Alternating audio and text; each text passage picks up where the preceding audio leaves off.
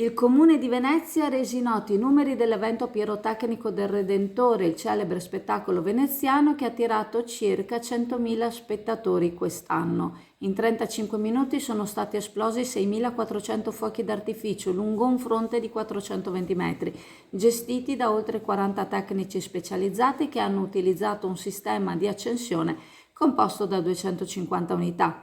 La serata ha visto la presenza di oltre 4.000 barche nel bacino di San Marco, con 28.000 spettatori a bordo, altri 42.000 hanno seguito lo spettacolo da terra, mentre 30.000 persone lo hanno ammirato dalle proprie case e dalle strutture ricettive.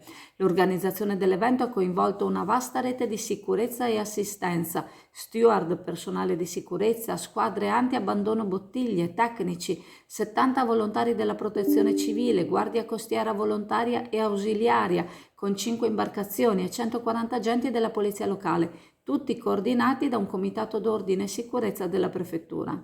ACTV ha aggiunto 400 corse di trasporto pubblico, incluse 170 corse di sfollamento da Piazzale Roma fino alle 3 di notte, 75 corse aggiuntive per il servizio di navigazione. Alcuni approdi sono stati presidiati da addetti e guardie giurate fino al termine della manifestazione.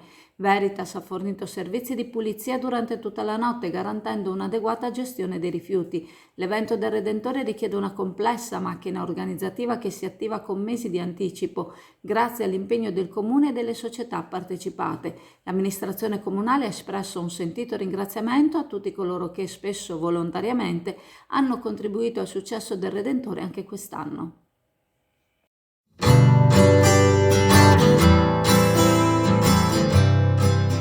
Dal 1978 a Borgo San Giovanni a Chioggia la pasticceria Serenissima propone la sua caffetteria, la sua pasticceria artigianale, dolce e salata, e le gustose torte per tutte le occasioni e ricorrenze. Gusta la tua colazione alla pasticceria Serenissima con la sua selezionata caffetteria e le sue brioche artigianali. Pasticceria Serenissima a Borgo San Giovanni a Chioggia.